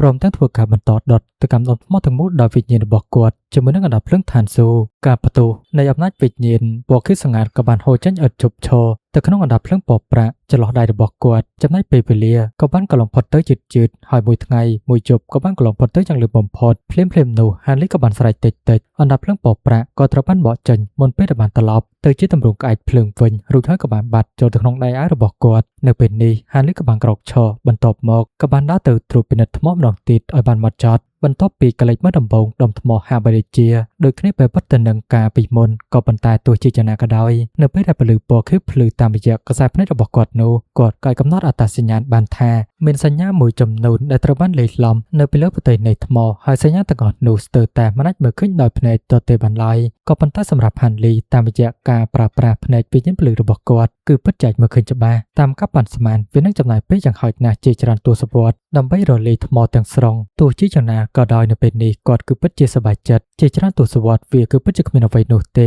ក៏ប៉ុន្តែដុំថ្មនេះគឺពិតជាកំណត់ទ្រព្យដ៏អស្ចារ្យមួយគាត់មិនដឹងនោះទេថាប្រងម្ចាស់នៃកំណត់ទ្រព្យគឺពិតជាបានរកឃើញរបស់នេះដោយរបៀបណានោះប៉ុន្តែគ្មានវិធីណាដែលផ្លាស់ទីដុំថ្មនេះបានតតែសោះហើយដូច្នេះហើយបានជាប្រងម្ចាស់នៃកំណត់ទ្រព្យកសាងវិមានរូបភ្នំនៅទីនេះជុំវិញវាទៅវិញវាក៏ជាបញ្ហាដ៏ធំមួយនៅក្នុងការយកដុំថ្មនេះចេញពីទីនេះផងដែរយ៉ាងណាមិញវាគឺពិតជាធ្ងន់ណាស់បើសិនបើគាត់ដាក់វាចូលទៅក្នុងខ្សែដៃផ្ទុកនោះវាគឺពិតជាកំទេចកន្លែងផ្ទុករបស់គាត់បានភ្លាមហាន់លីក៏បានសម្លឹងទៅកាន់ថ្មនោះបន្ទាប់មកក៏បានគិតស៊ីជម្រៅឲ្យចាប់ពេលជាយូរបន្ទាប់មកក៏បានគវាដៃអារបស់គាត់បន្តិចសម្លេងក្រហមមួយក៏បានមកលើចេញមកនៅពេលដែលផ្កាពណ៌មាសពីរបានចេញមកពីខាងក្នុងបន្ទាប់មកផ្កាពណ៌មាសទាំងពីរនោះក៏បានប្រែក្លាយទៅជាសត្វកន្លាតលេបមាសមួយគូដែលមានទំហំប៉ុនមេដៃភ្លាមទាំងនេះគឺជាសត្វកន្លាតលេបមាសចាស់ទុំពីក្បាលរបស់គាត់សត្វទាំងអស់នោះវាក៏បានស្រែកយ៉ាងខ្លាំងមុនពេលដែលបានហោះហើរទៅពីលើដុំថ្មភ្លាមព្រមទាំងព្យាយាមនៅក្នុងការលេបតបាក់ពីទិសដៅពីរផ្សេងគ្នាទន្ទឹមនឹងនេះផងដែ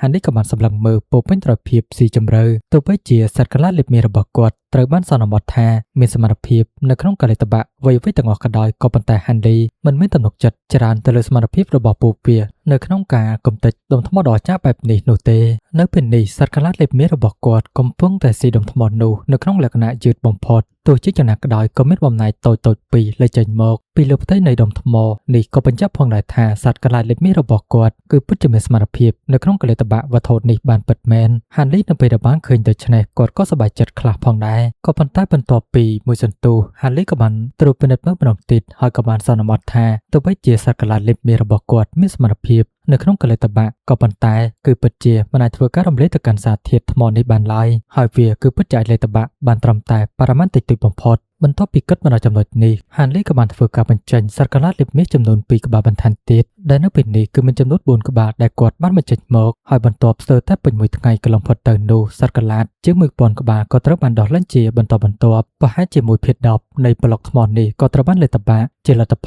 លប្លុកថ្មទាំងអស់នោះក៏ត្រូវបានចែកទៅជា3ផ្នែកផងដែរដែលបណ្ដាហានលីគាត់ក៏បានងូក្បាលទាំងពេញចិត្តនៅពេលដែលគាត់បានឃើញដុំថ្មតូចៗចំនួន3ដែលមានទំហំប្រហាក់ប្រហែលគ្នាបន្ទាប់មកក៏បានធ្វើការបង្កើតត្រាភាសាភ្ជាប់ដោយដៃពលឺពណ៌មាសក៏ចាប់ផ្ដើមភ្លឺចែងចាំងបន្ទូចេញពីរូបរាងកាយរបស់គាត់ម្ដងទៀតក្នុងពេលជាមួយគ្នានោះការបញ្ចេញពលឺពណ៌មាសនៃក្បាលទាំង3និងដៃ6ក៏ចាប់ផ្ដើមលេចចេញមកពីក្រោយគាត់ហានលីក៏បានអោនក្បាលចុះធ្វើការលើកទៅកាន់ដុំថ្មទាំង3នោះហើយនៅទីបំផុតគាត់គឺពិតជាកម្រើកវាបានពិតមែនហើយក៏បានប្រើប្រាស់ស្លាបព្យុះបកករន្ទះរបស់គាត់នៅក្នុងការនាំវាទៅកាន់បន្ទប់សម្ងាត់នៅក្នុងរូងភ្នំលាក់ខ្លួនរបស់គាត់ចឹងទៅទោះបីជាដុំថ្មនេះបែងចែកទៅជា3ផ្នែកតូចៗក៏ដោយក៏ប៉ុន្តែវាគឺពិតជាមានទម្ងន់ធ្ងន់មិនធម្មតានោះទេរយៈពេល3ថ្ងៃក្រោយមកហានលីក៏បានត្រឡប់មកកាន់រូងភ្នំដែលជាកន្លែងដុំថ្មនេះស្ថិតនៅពីមុនវិញដែលជាជួរភ្នំខ្មៅលាក់ខ្លួនហើយគាត់មិនបញ្ញាប់បញ្ញាល់នៅក្នុងការចាស់ចេញនោះទេផ្ទុយទៅវិញនោះគាត់ក៏ចាប់ផ្ដើមធ្វើការពិសោធន៍គ្រប់ប្រភេទទៅលើប្លុកថ្មដែលគាត់បានដឹកជញ្ជូនត្រឡប់មកវិញជាមួយនឹងគាត់ជាលទ្ធផ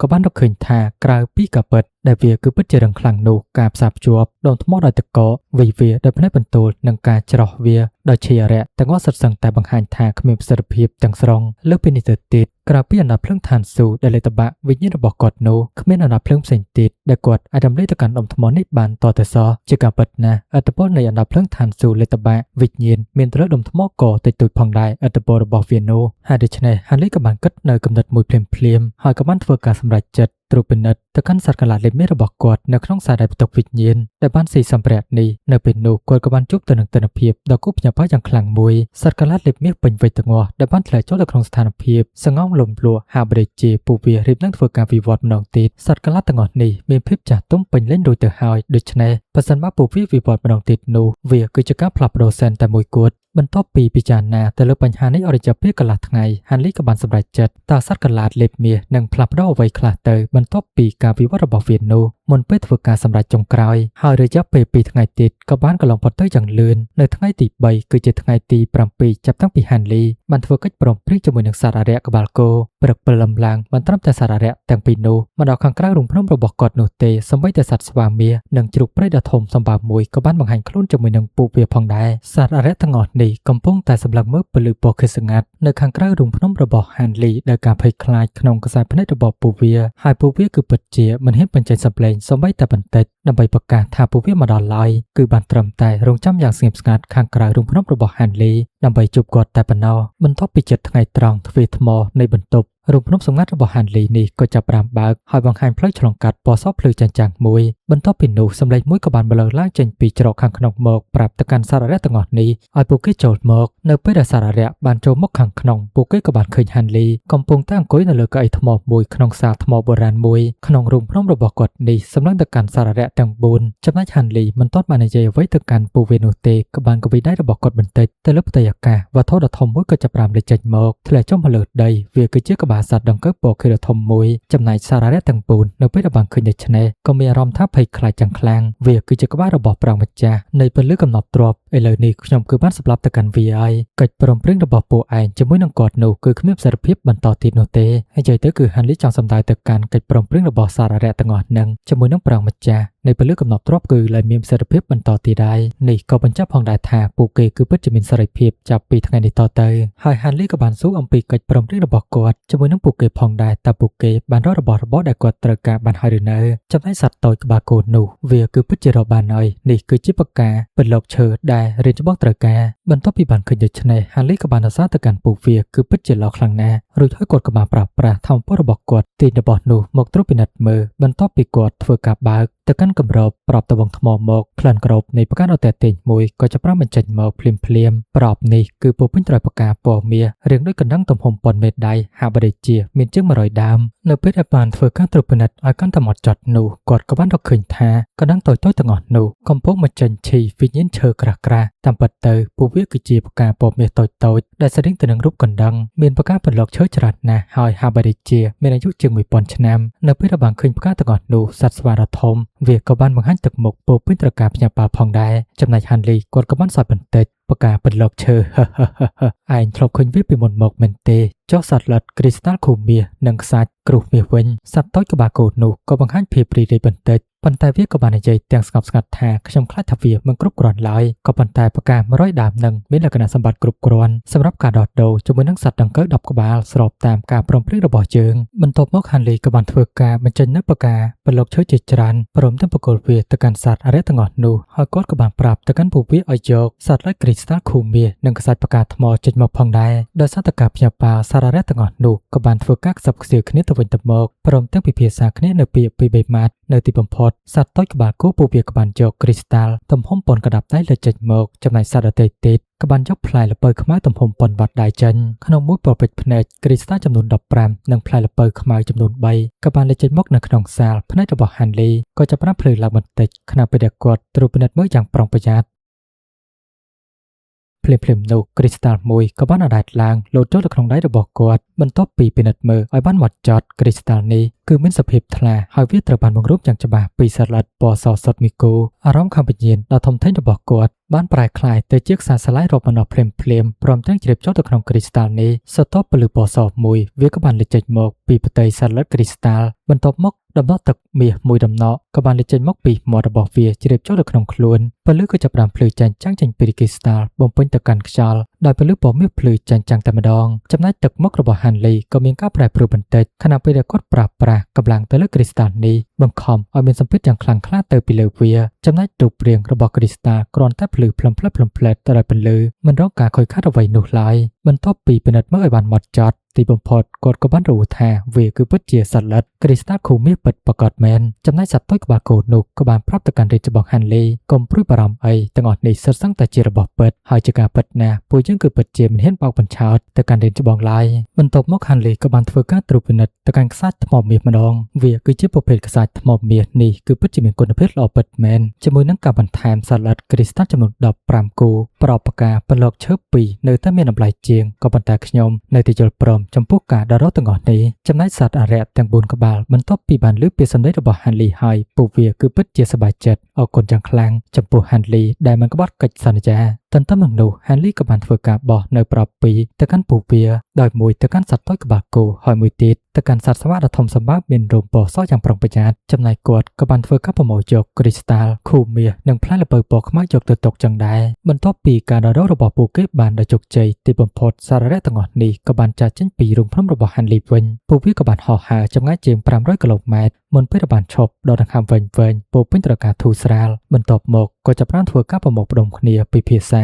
ាជ្រូកព្រៃដ៏ធំនោះក៏បាននិយាយទាំងរំភើបថានេះគឺពិតជាអស្ចារ្យខ្លាំងណាស់ខ្ញុំមិននឹកស្មានថាយើងនឹងទទួលបានផ្កាបន្លកឈើច្រើនយ៉ាងនេះឡើយនៅក្នុងពេលតែមួយនោះលើសពីនេះទៅទៀតពួកវាទាំងអស់គ្នាគឺមានអាយុជាង1000ឆ្នាំបើសិនបើយើងដឹកជញ្ជូនពួកវាទាំងអស់ពូជសាសន៍ទៀនពេញប្រកាសជាមិនដាក់ទុកមកកាន់ពួកយើងឡើយទោះបីជាយើងមកប្រើជួយអ្វីផ្សេងទៀតក៏ដោយចំណែកសត្វស្វាដ៏ធំវិញគឺពិតមែនហើយខ្ញុំមិននឹកស្មានថាមនុស្សម្នាក់នេះគាត់គឺពិតជាទទួលបានផ្កាបន្លកឈើច្រើនយ៉ាងនេះនោះទេបើសិនបើខ្ញុំចងចាំបានត្រឹមត្រូវនោះផ្កាបន្លកឈើមិនមានច្រើននៅលើភ្នំនោះឡើយតើវាអាចទៅរួចដែរឬទេនៅពេលដែលគាត់ស៊ើបផ្កាលើភ្នំគាត់ក៏បានរកឃើញតំបន់សង្កាត់ផ្សេងទៀតដែលមានផ្កាបន្លកឈើជាច្រើននោះនិយាយទៅសាររៈទាំង4ពួកគេក៏បានពិភាក្សាគ្នាមួយសន្ទុះហើយនៅទីបំផុតពួកគេក៏បានបែងចែកផ្លូវគ្នាទៅកាន់ទិសដៅរៀងៗខ្លួនចឹងទៅនៅពេលនោះផងដែរហាន់លីស្ថិតនៅក្នុងបន្ទប់លាក់កំបាំងរបស់គាត់កំពុងតែធ្វើការត្រួតពិនិត្យមើលបន្ថែមទៀតទៅកាន់សត្វល្អិតគ្រីស្តាល់ខូមាសសត្វល្អិតគ្រីស្តាល់ខូមាសនេះគឺពិតជាមានភាពល្បីល្បាញពេញលេញហើយវាគឺពិតជាមានតម្លៃខ្លាំងណាស់មិនត្រឹមតែប៉ុណ្ណោះពួកវាក៏មានអត្ថប្រយោជន៍ជាច្រើនផងដែ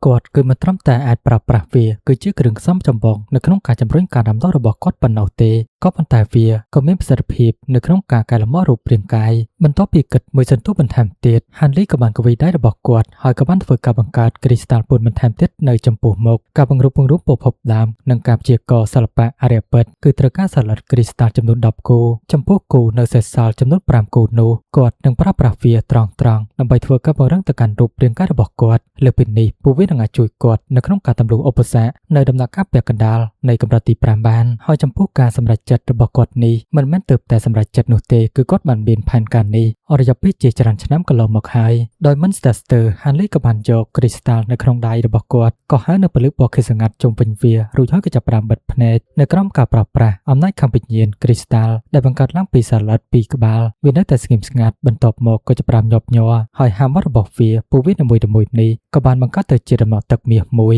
ដំណក់ទឹកពីរដំណក់ក៏បានឆ្លងកាត់គ្រីស្តាល់ហើយក៏បានចុះមកលើដៃរបស់គាត់គឺជាកន្លែងដែលបានបញ្ចូលគ្នាជាមួយនឹងឈីខាងវិញ្ញាណពណ៌ខៀវស្ងាត់មួយសន្ទុះក្រោយមកវត្ថុរាវពណ៌មាសភ្លឺចាញ់ចាំងជាមួយនឹងពលិពណ៌មាសដល់អស្ចារ្យក៏ចាប់ផ្ដើមលេចចេញចំណែកពលិនិងឈីពណ៌ខៀវស្ងាត់វិញបានលេចចូលគ្នាជឿតៗនៅលើដៃក្នុងមួយពពេចភ្នែកពួកវាក៏បានគ្របបណ្ដោបលើដៃរបស់គាត់ទាំងស្រុងត្រូវពលិពណ៌មាសនៅពេលដែលពលិពណ៌មាសរសាយទៅបាត់ស្បែកនៅលើដៃរបស់ Hanley ក៏បានប្រែក្លាយទៅជាពណ៌មាសភ្លឺចាញ់ចាំងវិញ Hanley នៅតែបន្តប្រើប្រាស់អំណាចខាងវិញ្ញាណរបស់គាត់បន្ថែមទៀតដើម្បីបន្តចរាចរណ៍ឥទ្ធិពលដ៏អស្ចារ្យនេះចំពោះរយៈពេល5ឆ្នាំមិនអាចចាត់ទុកបានថាវែងឬក៏ខ្លីនោះទេក្នុងកំឡុងពេលនេះ Hanley មិនត្រឹមតែសរុបយកគូចក្រមាសរបស់សាឡិតគ្រីស្តាល់6គូប៉ុណ្ណោះឡើយក៏ប៉ុន្តែគាត់បានចម្រាញ់ខ្សាច់ផ្កាថ្មមាសជាមួយនឹងថ្នាំដតៃទៀតទៅជាសារធាតុរាវហើយបានសរុបចូលទៅក្នុងសាច់របស់គាត់ជាលទ្ធផលសាឡិតគ្រីស្តាល់ខូមាសចំនួន6គូក៏បានបាត់រួមផ្សំជាមួយនឹងល្ពៅពណ៌មាសចំនួន8ថ្ងៃមួយ Hanley ក៏បានបើកភ្នែករបស់គាត់វិញបន្ទាប់ពីការធ្វើសមាធិលើកដៃរបស់គាត់ឡើងព្រមទាំងសម្លឹងមើលដៃរបស់គាត់គឺពិតជាធម្មតាដែលបានធ្វើគាត់មានទឹកមុខចម្លែកបន្តិចខ្ញុំគឺបានសរុបយកខូចក្រមាសនិងខ្សាច់ផ្កាថ្មជាច្រើនដើម្បីចម្រាញ់រូបរាងកាយរបស់ខ្ញុំហើយសាច់របស់ខ្ញុំគឺពិតជារឹងខ្លាំងណាស់ក៏ប៉ុន្តែខ្ញុំមិនអាចធ្វើមានការវិវត្តនៅក្នុងការដោះស្រាយបញ្ហាកកស្ទះរបស់ខ្ញុំនៅដំណាក់កាលពាក់កណ្ដាលនោះទេតែវាអាចត្រួតដែរឬអត់ដែលឱកាសនេះគឺពិតជាមិនតមកដល់នោះបន្ទាប់មកគាត់ក៏បានបិទភ្នែកធ្វើការត្រួតពិនិត្យមើលទៅកាន់រូបរាងកាយចំណែកព្រលឹងកំណត់ទី2របស់គាត់ក៏បានហោះចូលទៅក្នុងពលិពណ៌ខ្មៅមួយដែលបានធ្វើ Hanley គាត់មានការភ្ញាក់ផ្អើលបន្តិចប៉ុន្តែមិនយូរប៉ុន្មានគាត់ក៏ចាប់ផ្ដើមសើចមកវិញខ្ញុំគឺស្ទើរតែភ្លេចទៅហើយពួកធានប៉ែងទាំងនោះរៀបនឹងមកដល់កោះនេះខ្ញុំគួរតែទទួលបានចំណេះដឹងខ្លះអំពីពូជសាសន៍បរទេសមួយនេះ Hanley បានត្រឹមតែរੂនៅក្នុងចិត្តបន្ទាប់មកក៏បានក្រោកឈរដើរចេញទោះបីជាគាត់មិនបានចេញពីបន្ទប់របស់គាត់អររយៈពេលជាច្រើនឆ្នាំមកនេះក៏ដោយក៏ប៉ុន្តែគាត់តែងតែធ្វើការបញ្ជាឲ្យព្រលឹងកំណត់ទី2ប្រើប្រាស់តុក្កតាអាយ៉ងរបស់គាត់ដើម្បីតាមដានសកម្មភាពរបស់សារៈទាំង4ជាលទ្ធផលគាត់ក៏បានលើអំពីការពិភាក្សាឯកជនរបស់ពួកគេហើយក៏បានរកឃើញអ្នកតំណាងម្នាក់មកពីពូជសាសន៍ទៀនប៉ែងនឹងមកដល់ក្នុងកោះនេះក្នុងរយៈពេលឆាប់ៗឥឡូវនេះពូជសាសន៍បរទេសមួយទៀតរៀបនឹងមកដល់ហើយពួកអរិយប្រកាសជារៀបចំនរណាម្នាក់រួចទៅហើយដើម្បីទទួលពួកគេនោះនៅពេលដែលគាត់បានសម្លាប់ទៅកាន់ប្រងម្ចាស់នៅពេលលើកំណប់គាត់ក៏បានប្រើប្រាស់អណ្ដាតភ្លើងឋានស៊ូលេតបៈព្រលឹងរបស់គាត់ឥឡូវនេះ Hanley ក៏មានការសោកស្ដាយដែលគាត់ភ្លេចប្រើប្រាស់បច្ចេកទេសស្វែងរកព្រលឹងយ៉ាងណាមិញសារៈដែលបានប្រែរូបថ្នាក់ទី8គួរតែបានដឹងច្រើនអំពីតំបន់នេះនៅលើឧបទ្វីបនេះផ្នែកតូចមួយត្រូវបានកាន់កាប់ដោយព្រំខ្មៅលាក់កំបាំងភាគច្រើននៃកោះនេះត្រូវបានហាមព័ទ្ធដោយអាប់ខ្មៅនរកជាសំណាងល្អដោយសារតែឧបទ្វីបនេះនៅតែភ្ជាប់ទៅនឹងឧបទ្វីបធានយានគាត់មិនបានធ្វើការ teleport ទៅកាន់ទ្វីបដែលមិនស្គាល់ផ្សេងទៀតឡើយនេះគឺពិតជាបានធ្វើ Hanley មានការធូរស្រាលនៅក្នុងចិត្តបន្តិចនៅក្នុងមហាសមុទ្រក្បែរឧបទ្វីបនេះមានពូជសាសន៍បរទេសដែលមានស្លាបមួយដែលត្រូវបានគេស្គាល់ថាកោះសម្ព័ន្ធវិញ្ញាណហោះដែលគ្រប់គ្រងតំបន់នេះពួកគេគ្រាន់តែជាសាខាមួយនៃពូជសាសន៍ទៀនប៉ែងតែប៉ុណ្ណោះលើពីនេះពួកគេគឺពិតជាខ្សោយជាងបើប្រៀបធៀបទៅនឹងមេឃរាប់សិបហើយសត្វអរិយជាច្រើនក៏ត្រូវបានបណ្ដេញចេញពីទ្វីបទៅកាន់មហាសមុទ្រដោយកោះសម្ព័ន្ធវិញ្ញាណហោះបើមិនដូច្នេះទេអរិយត្រីនឹងមិនដឹងអំពីព័ត៌មាននោះឡើយក្រៅពីនេះអរិយត្រីគឺពិតជាមិនបានដឹងអំពីព័ត៌មានផ្សេងទៀតឡើយហើយដូច្នេះហើយ Hanley គាត់គឺពិតជាបានចាប់អារម្មណ៍ជាខ្លាំងនៅក្នុងការរកឃើញបេសកជនទៀនប៉ែងមកដល់ដើម្បីទទួលយកស៊ុយសាអកមិនយូរប៉ុន្មាន Hanley ក៏បានប្រែក្លាយទៅជាពលិពណ៌ខៀវស្ងាត់បន្ទាប់ពីគាត់បានគិតរួចព្រមទាំងបានហោះហើររាប់រយគីឡូម៉ែត្រឡើងទៅលើផ្ទៃអាកាសសត្វល្អិតពណ៌មាសប្រវែងកន្លះហ្វីតក៏បានលេចចេញមកពីលើស្មារបស់គាត់ នេះគឺជាសត្វកន្លាតលិបមាសដែលវាមិនមានការផ្លាស់ប្ដូររូបរាងឡើយក៏ប៉ុន្តែសត្វកន្លាតទាំងអស់នោះគឺពិតជាមានទម្ងន់ធ្ងន់ស្ទើរតែមិនគួរឲ្យជឿនៅពេលដែលវាចាប់ផ្ដើមស៊ីថ្មចម្លែកនោះរូបរាងកាយរបស់វាក៏ប្រែក្លាយទៅជាធ្ងន់ជាងមុនជាច្រើនដងក៏ប៉ុន្តែជាសំណាងល្អដោយសារតែហាន់លីគឺគាត់បានសាកល្បងប្រើប្រាស់រួចទៅហើយគាត់ក៏បានរកឃើញថាសត្វល្អិតទាំងអស់នេះគឺពិតជាមានភាពរហ័សរហួនជាងពីមុនដែលពួកវានីមួយៗក៏មានកម្លាំងខ្លាំងស្ទើរតែមិនគួរឲ្យជឿផងដែរមួយថ្ងៃក្រោយមកហាន់លីក៏បានចាកចេញពីលើភ្នំរាបស្មើខ្លីមួយគាត់បានប្រើប្រាស់សមត្ថភាពរបស់គាត់យ៉ាងពេញលេញដើម្បីលះបង់ខ្លួនរបស់គាត់ជាមួយនឹងពលិហោះហើរទាំងស្រុងព្រមទាំងបន្ថយល្បឿនរបស់គាត់ជាច្រើនដងផងដែរបន្ទាប់ពីហោះហើរឆ្លងកាត់បឹងតូចមួយនោះគាត់ក៏បានទៅដល់ពីលើភ្នំតូចមួយពណ៌បៃតងផ្សេងទៀតដែលបានគ្របដណ្ដប់ទៅដោយរិស័យកម្ពស់ជាង10ម៉ែត្រនៅចំកណ្ដាលនៃភ្នំក៏មានសត្វតោក្បាលគោជាង1000ក្បាលពួកវាកំពុងតែស៊ីស្មៅនៅទីនោះបន្ទាប់ពីពិនិត្យមើលទៅកាន់សត្វសាហាវទាំងអស់នេះមិនយូរប៉ុន្មានហាន់លីក៏បានសម្លឹងមើលទៅកាន់ភ្នំតូចៗផ្សេងទៀតនៅពេលនោះគឺមានអពណ៌សពាសពេញខ្យល់ហើយដូច្នេះគាត់គឺពិតជាមិនអាចមើលឃើញផ្នែកតទេបាននោះទេនៅក្នុងការមើលទៅជ្រៅមានតែប្រើប្រាស់ផ្នែកវិញ្ញាណពលឺរបស់គាត់នៅក្នុងការជ្រាបចូលទៅកាន់អាប់តែប៉ុណ្ណោះបន្ទាប់ពីប្រើប្រាស់ផ្នែកវិញ្ញាណពលឺរួចហើយហាន់លីក៏បានរកឃើញទ្វារថ្មពណ៌បៃតងមួយវាគឺជាចម្រោបនៅក្នុងរូបភ្នំរបស់សត្វតូចក្បាលគោនឹងឯងបន្ទាប់ពីនោះហាន់លីក៏បានហោះហើរទៅលើផ្ទៃអាកាសកាន់តែខ្ពស់ជាងមុនបន្ថែមទៀតព្រមទាំងធ្វើការបង្កើតត្រាហើយបញ្ចេញនៅពពកផេះដើម្បីបត់បាំងទីនេះមិនយូរប៉ុន្មានក៏បានធ្វើការបញ្ចេញនៅសត្វកន្លាតលិបមាសវាក៏បានប្រែក្លាយទៅជាសត្វកន្លាតមានទំហំប៉ុនមេដៃលេចចេញមកឆ្ពោះទៅកាន់ភ្នំតូចបន្ទាប់មកហាន់លីគាត់ក៏បានបាត់ខ្លួននៅក្នុងពពកអាបផងដែរមួយភាគ4ម៉ោងក្រោយមកពលឺក៏ចាប់ផ្ដើមភ្លឺឡើងពីជ្រុំខាងទៀតនៃផ្ទៃមេឃសត្វស្លាបពណ៌ប្រាក់ធំៗ3ក្បាលកំពុងតែជិះនៅលើខ្យល់អារក្ស2ហាន់លីក៏បានបង្រួមផ្នែករបស់គាត់បន្តិចសម្រាប់មើលទៅកាន់សត្វស្លាបទាំង3នោះគាត់ក៏បានរកឃើញរូបរាងកាយសត្វស្លាបរបស់ពួកគេគឺមានប្រវែងជាង10ម៉ែត្រមើលទៅគឺពិតជាស្តៀងទៅនឹងសត្វស្ទាំងដ៏ធំមួយចំណែករូបរាងកាយរបស់ពួកគេវិញគឺភ្លឺចែងចាំងទៅដោយពន្លឺពណ៌ប្រាក់រោមរបស់វាក៏ត្រូវបានក្លែងធ្វើពីប្រាក់ផងដែរចំណែកភ្នែកគឺមានពណ៌ស្វាយចាស់មួយគូសត្វស្លាបធំៗទាំង3ក្បាលនេះក៏បានធ្វើការបន្ថយល្បឿននៅពេលដែលពួកគេបានឃើញភ្នំតូចស្អាតមិនត្រឹមតែប៉ុណ្ណោះក៏មានភ្នែកបន្ទោពណ៌សចេញពីខ្លួនរបស់វាខណៈពេលដែលពួកវាកំពុងតែធ្វើដំណើរទៅមុខមួយសន្ទុះក្រោយមកសត្វស្លាបធំៗទាំង3នេះក៏បានមកដល់ចំពោះមុខអាពណ៌សដែលត្រូវបានរំពាត់ទៅដោយភ្នែកបន្ទោលបន្ទាប់ពីពលឺរសាយទៅបាត់បង្ហាញនៅរូបរាងរបស់បុរស2នាក់និងស្ត្រីម្នាក់ពួកគេគឺជាសត្វចម្លែកដែលមានស្លាបពណ៌ប្រាក់ក្រោមការពិនិត្យឲ្យបានដិតដល់ស្លាកស្នាមនៃការភ័យខ្លាចក៏ចាប់ផ្ដើមលេចចេញមកនៅលើផ្ទៃមុខរបស់ហាន់លីបន្តិចបន្តួចផងដែរនេះមែនទេគឺជាមនុស្សធានបែកនោះពួកគេទាំង3នាក់គឺពិតជាមិនបានរកឃើញវត្តមានរបស់ហាន់លីដែលត្រូវបានលាក់ខ្លួននៅក្នុងអាបពពកនោះទ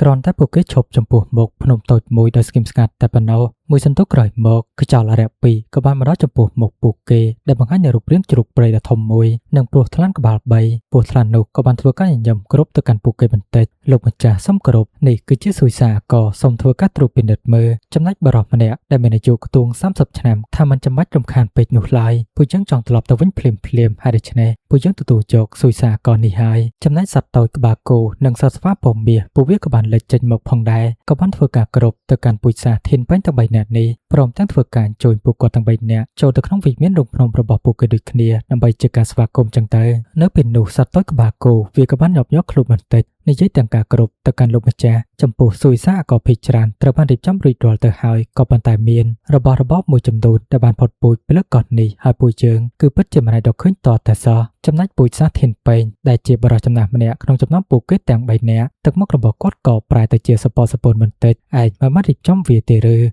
សុយសាក៏នេះគឺពិតជាមិនទាន់ពេញលេញនៅឡើយនោះទេដូច្នេះឯងគួរតែដឹងអំពីផលវិបាកហើយបើគ្មានសុយសាក៏ទេតើជីវិតរបស់ឯងមានតម្លៃអ្វីទៅសត្វតូចក្បាលគោបន្ទាប់ពីបានលើហើយគឺពិតជាភ័យខ្លាចមែនទែនព្រមទាំងបញ្ញាបញ្ញាលនិយាយប្រាប់ទៅកាន់លោកម្ចាស់សូមលោកម្ចាស់កុំអាខឹងអីទោះបីជាពួកយើងខ្វះខាតសម្ភារៈមួយចំនួនក៏ដោយក៏ប៉ុន្តែពួកយើងក៏បានរៀបចំបកាប្លុកឈើ50ដើមហើយខ្ញុំសង្ឃឹមថាលោកម្ចាស់គឺពិតជាពេញចិត្តចំណែកសត្វធានពេញទៅ3នាក់បន្ទាប់ពីបានលើដូច្នេះពួកគេក៏បានសម្លឹងគ្នាទៅវិញទៅមកពោពេញត្រស្នាមញញឹមឯងគឺពិតជាបានរៀបចំបកាប្លុកឈើ50ដើមហើយមែនទេកំណត់មួយក៏ចាប់ផ្ដើមគិតយ៉ាងលឿនបំផុតនៅក្នុងចិត្តរបស់បរិសុទ្ធចំណាស់ម្នាក់នោះព្រមទាំងនិយាយទាំងមើលមិត្តថាតើឯងចង់យករួចខ្លួនជាមួយនឹងបកាប្លុកឈើនេះមកមែនទេនិយាយទៅកន្លែងហ្នឹងគឺគាត់ចង់មានន័យថាសត្វតូចក្បាលគោនឹងសម្ភារៈផ្សេងទៀតគឺរៀបចំមិនពេញលេញនៅឡើយក៏ប៉ុន្តែគេបែរជាយកបកាប្លុកឈើនេះមកជំនួសទៅវិញហើយចង់យករួចខ្លួនតាមរយៈយកបកាប្លុកឈើនឹងជំនួសចឹងទៅចំណែកសត្វតូចក្បាលគោនោះវាក៏បានងើយមុខឡើងដោយការភ័យខ្លាចព្រមទាំងឆ្លើយតប យ៉ាងបញ្ញាបញ្ញាពួកយើងគឺពិតជាមិនហ៊ានធ្វើរឿងទាំងអស់នេះនោះទេលោកម្ចាស់សូមលោកម្ចាស់ពិនិត្យមើលប្រការវិញ្ញាណនេះដោយបន្តសិនទៅទន្ទឹមនឹងនោះសត្វស្វាដ៏ធំសម្បើមដែលមានរោមពណ៌មាសក៏បានលាបបាតដៃរបស់វាហើយពលឺពណ៌សក៏បានភ្លឺឡើងចំពោះមុខវាក៏បានកោះហៅនៅប្របត្បូងថ្មពីរដែលពោពេញត្រូវប្រការពលកឈើឬក៏ប្រការគុជឈើនឹងឯងព្រមទាំងបកុលវាទៅកាន់សត្វទីងពេញទាំងដៃពីរបរិបវ័យចំណាស់ម្នាក់នោះគាត់ក៏បានធ្វើការទទួលប្រអប់ព្រមទាំងបើកមើលក្លិនក្របនៃអសត់ក៏បានធ្វើការសាយភាចេញមកដែលបណ្ដាឲ្យសត្វធានពេញទាំង3នេះគឺពិតជាមានការផ្សាយមែនទែននិយាយទៅមានសំកាយប្រែបន្តិចចំពោះឈ្មោះនៃកោសម្ព័ន្ធនឹងគឺឈ្មោះថាធានពេញមិនមែនធានពេញនោះទេគឺអត់មានហើយច្រឡំបន្តិចអញ្ចឹងណានិយាយទៅពួកគេទាំង3នាក់បន្ទាប់ពីបានឃើញប្រការពលកឈើនោះម្នាក់គឺពិតជាសប្បាយចិត្តជាខ្លាំងចំណែកស្ត្រីម្នាក់នោះនាងក៏បានធ្វើការពិនិត្យបន្ថែមទៀតវាគឺពិតជាប្រការគុជឈើឬក៏ប្រការពលកឈើដែលមានអាយុជាង1000ឆ្នាំពិតមែនចំណែកគុណភាពរបស់វាគឺពិតជាល្អបំផុតហើយចំពោះសត្វអារក្សទាំង4ក្បាលពួកវាក៏មានអារម្មណ៍ថាធូរស្រាលបន្តិចនៅពេលដែលបានឮដូច្នេះហើយបរិយាចំណាំម្នាក់នោះគាត់ក៏បានងក់ក្បាលបន្តិចប៉ុន្នេះគឺពិតជាគ្រប់គ្រាន់ហើយមិនមានសម្ភារៈខ្វះខាតច្រើននោះទេប្រការគុជឈើវាគឺពិតជាអាចបំពេញបន្ថែមទៅកាន់របស់ផ្សេងទៀតដែលខ្វះខាតបានហើយពួកយើងនឹងធ្វើការផ្ដល់ថ្នាំសម្រាប់សញ្ញាសម្គាល់ទាស្កររបស់ឯងលើកក្រោយយើងមកយកប្រការគុជឈើឬក៏ប្រការពលកឈើនឹងកាន់តែច្រើនជាងមុនបន្ថែមទៀតបន្ទាប់ពីសត្វធានពេញទាំង3នាក់ទទួលបានសុយសាអករួចទៅហើយនោះពួកគេក៏បានចាកចេញពីរូងភ្នំរបស់សត្វតូចក្បាលគោភ្លាមចំណែកអ្នកទាំង4វិញក៏មានអារម្មណ៍ថាធូរស្រាលបន្តិចនៅពេលដែលបានឃើញពួកគេទាំង3នាក់ចាកចេញទន្ទឹមនឹងនេះហាន់លីគាត់នៅតែបន្តលាក់ខ្លួនព្រមទាំងធ្វើមកតាមទៅកាន់សត្វស្លាបធំៗទាំង3នេះផ្នែករបស់គាត់កំពុងតែត្រួតពិនិត្យមើលយ៉ាងប្រុងប្រយ័ត្នហើយក៏បានឃើញអ្វីៗគ្រប់យ៉ាងដែលបានកើតឡើងនៅក្នុងលំនៅឋានរូងភ្នំមុននេះរួមទាំងសុយសាអកដែលត្រូវបានប្រមូលផងដែរអ្វីដែលគាត់ចង់ធ្វើនៅពេលបច្ចុប្បន្ននេះគឺដើរតាមសត្វធានពេញទាំង3នេះព្រមទាំងស្វែងរកផ្លូវដែលមានសុវត្ថិភាពនៅក្នុងការត្រឡប់ទៅកាន់ទ្វីបដើមឋានសួគ៌វិញយ៉ាងណានៅក្នុងសមុទ្រដ៏ធំធេងបែបនេះតើអ្នកណាទៅនឹងដឹងថាមានគ្រោះថ្នាក់អ្វីខ្លះត្រូវបានលាក់កំបាំងនោះហើយដូច្នេះហានលីគឺគាត់មិនចង់រត់ចូលទៅក្នុងដែននៃអត្តភាពដ៏ខ្លាំងក្លានោះឡើយលើពីនេះទៅទៀតអ្នកដែលមកពីកោសម្ព័ន្ធវិញ្ញាណហោះមើលទៅគឺពិតជាស្រីទៅនឹងមនុស្សបើសិនបើគាត់អាចរកឃើញកន្លែងពូជសាសធានពេញប្រមូលផ្ដុំគ្នាក៏អាចប្រើប្រាស់សមត្ថភាពរបស់គាត់ដើម្បីលាយបញ្ចូលគ្នាព្រមទាំងផ្លាស់ប្ដូរព័ត៌មាននិងសម្ភារៈថ្នាំមួយចំនួនជាមួយនឹងពួកគេបានប្រហែលជាពូជសាសបរទេសមួយនេះមានកំណត់ទ្រព្យដ៏កម្រជាច្រើនដូចជាសាឡាត់គ្រីស្តាល់ខូមៀនៅពេលដែលបានគិតមកដល់ចំណុចនេះហានលីក៏គាត់មានអារម្មណ៍ថាកាន់តែសប្បាយចិត្តព្រមទាំងបន្តតាមទៅកាន់សត្វធានពេញទាំង3នាក់បន្តទៀតបន្ទាប់ពីពួកគេហោះហើរអស់រយៈពេល2ខែហានលីទីបំផុតគាត់ក៏បានឃើញខ្សែស្លាយពណ៌ខ្មៅមួយនៅជើងមេឃទីបំផុតពួកគេមកដល់ច្រាំងនៃទ្វីបធានជាណៃនៅពេលនោះសត្វធានពេញទាំង3នាក់ពួកគេក៏បានហោះទៅលើដីនៅជិតឆ្នេរសមុទ្រគឺមានវាលខ្សាច់ភ្នំមិនស្មើគ្នាជាច្រើនចំពោះហាន់លីគឺគាត់មិនហ៊ានមកថយល្បឿនព្រមទាំងទៅជិតពួកគេប្រមាណនោះទេមិនត្រឹមតែប៉ុណ្ណោះថែមទាំងប្រើប្រាស់បច្ចេកទេសលាក់កំបាំងរូបរាងកាយរបស់គាត់ទៀតផងក៏ប៉ុន្តែបន្ទាប់មកក៏មានអ្វីមួយផ្លាស់ប្ដូរភ្លាមៗនៅចំពោះមុខពួកគេនោះដោយនៅចំពោះមុខសត្វធានពេញទាំង3នាក់គឺជាសត្វស្លាបដ៏ធំ2ក្បាលនិងសត្វបរទេសដែលមានស្លាបចំនួន7ផ្សេងទៀតនៅពេលដែលពួកគេបង្ហាញខ្លួនភ្លាមពួកគេក៏បានធ្វើការឡំពាត់ទៅកាន់សត្វធានពេញទាំង3ហាក់បីដូចជាចង់ធ្វើបាបទៅកាន់ពួកគេដែលបានធ្វើហាន់លីគាត់មានការភ្ញាក់ផ្អើលបន្តិចមិនយូរប៉ុន្មានគាត់ក៏បានរកឃើញថាខ្លួនរបស់គាត់នៅពេលនេះគឺនៅចម្ងាយត្រឹមតែកន្លះគីឡូម៉ែត្រតែប៉ុណ្ណោះមុនពេលដែលគាត់បានឈប់ហោះហើរចំពោះសត្វស្លាប2ក្បាលដ៏ធំសម្បើមនោះ